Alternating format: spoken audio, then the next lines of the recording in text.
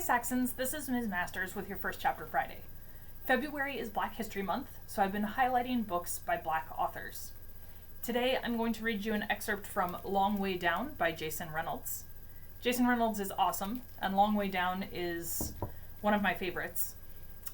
It's a novel in verse, so instead of the story being told in paragraphs, it's told in poems. I'm going to read the front flap to you so that you know what you're getting into. 60 seconds, 7 floors, 3 rules, 1 gun. Will's older brother Sean has been shot, dead. Will feels a sadness so great he can't explain it, but in his neighborhood there are the rules. Number 1, crying. Don't, no matter what. Number 2, snitching. Don't, no matter what. Number 3, revenge. Do, no matter what. But bullets miss. You can get the wrong guy, and there's always someone else who knows to follow the rules.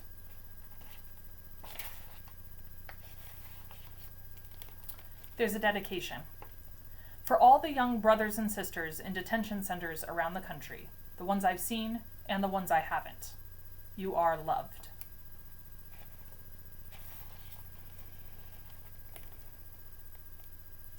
Don't nobody believe nothing these days, which is why I haven't told nobody the story I'm about to tell you.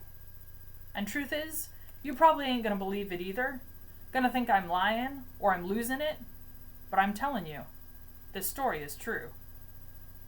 It really happened to me. Really, it did. It so did. My name is William Holloman. But to my friends and people who know me,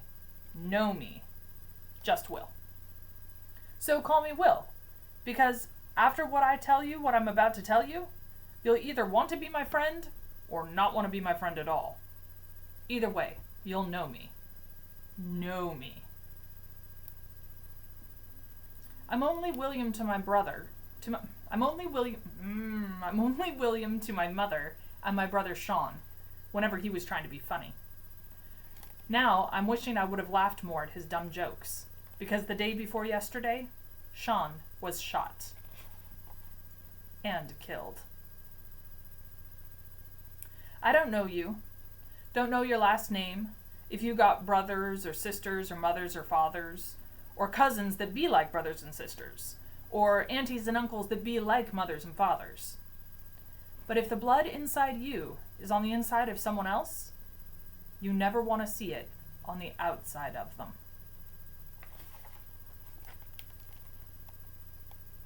The sadness is just so hard to explain. Imagine waking up and a stranger got you strapped down, got pliers shoved into your mouth, gripping a tooth, somewhere in the back, one of the big important ones, and rips it out. Imagine the knocking in your head, the pressure pushing through your ears, the blood pooling. But the worst part, the absolute worst part, is the constant slipping of your tongue into the new empty space, where you know a tooth's supposed to be, but ain't no more. It's so hard to say Sean's dead. Sean's dead. Sean's dead. So strange to say. So sad. But I guess not surprising, which I guess is even stranger, and even sadder. The day before yesterday, me and my friend Tony were outside talking about whether or not we get any taller now that we're 15. When Sean was 15, he grew a foot, maybe a foot and a half. That's when he gave me all the clothes he couldn't fit. Tony kept saying he hoped he grew because even though he was the best ball player around here our age, he was also the shortest. And everybody knows you can't go all the way when you're that small unless you can really jump, like fly. And then there were shots. Everybody ran, ducked, hid, tucked themselves tight, did what we've all been trained to. pressed our lips to the pavement, and prayed the boom, followed by the buzz of a bullet, ain't meet us. After the shots, me and Tony waited like we always do for the rumble to stop, before picking our heads up and poking our heads out to count the bodies. This time, there was only one. Sean. I've never been in an earthquake. Don't know if this was even close to how they are, but the ground definitely felt like it opened up and ate me. Things that always happen whenever someone is killed around here. Number 1, screaming. Not everybody screams, usually just moms, girlfriends, daughters. In this case, it was Letitia, Sean's girlfriend, on her knees kissing his forehead between shrieks. I think she hoped her voice would somehow keep him alive, would clot the blood. But I think she knew, deep down in the deepest part of her downness, she was kissing him goodbye. And my mom, moaning low, not my baby, not my baby, why? Hanging over my brother's body like a dimmed light post. Number 2, sirens. Lots and lots of sirens, howling, cutting through the sounds of the city, except the screams. The screams are always heard over everything, even the sirens. Number 3, questions. Cops flashed lights in our faces, and we all turned to stone. Did anybody see anything? A young officer asked. He looked honest, like he ain't never done this before. You can always tell a newbie. They ask questions like they really expect answers. Did anybody see anyone? I ain't seen nothing, Marcus Andrews, the neighborhood know-it-all, said. Even he knew better than to know anything. In case you ain't know, gunshots make everybody deaf and blind, especially when they make somebody dead. Best to become invisible in times like these. Everybody knows that. Even Tony flew away.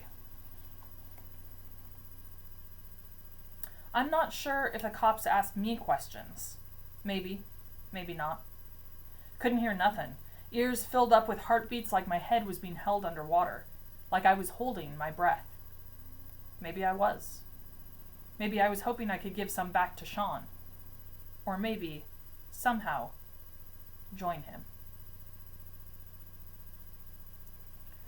When bad things happen, we can usually look up and see the moon big and bright shining over us. That always made me feel better. Like there's something up there beaming down on us in the dark. But the day before yesterday, when Sean died, the moon was off. Somebody told me once a month the moon blacks out and becomes new, and the next night be back to normal. I'll tell you one thing. The moon is lucky it's not down here, where nothing is ever new. I stood there, mouth clenched, tight enough to grind my teeth down to dust, and looked at Sean lying there like a piece of furniture left outside, like a stained-up couch draped in gold chain. Them fuckers ain't even snatch it. Random thought. Blood soaking into a t-shirt, blue jeans, and boots looks a lot like chocolate syrup when the glow from the street light hits it. But I know ain't nothing sweet about blood. I know it ain't like chocolate syrup at all. In his hand, a corner store plastic bag, white with red letters. Thank you, thank you, thank you, thank you, thank you, thank you, thank you. Have a nice day. In that bag, special soap for my mother's eczema. I've seen her scratch it until it bleeds. Pick at the pus bubbles and flaky scales. Curse the invisible thing, trying to eat her. Maybe there's something invisible trying to eat all of us, as if we are beef. Beef gets passed down like name brand t-shirts around here, always too big, never ironed out. Gets inherited like a trunk of fool's gold or a treasure map leading to nowhere. Came knocking on my brother's life, kicked the damn door down, and took everything. except his gold chain. Then the yellow tape that says "Do not cross" gets put up, and there's nothing left to do but go home. That tape lets people know this is a murder scene, as if we ain't already know that. The crowd backs its way into buildings and down blocks until nothing is left but the tape. Sean was zipped into a bag and rolled away, his blood added to the pavement galaxy of bubblegum stars.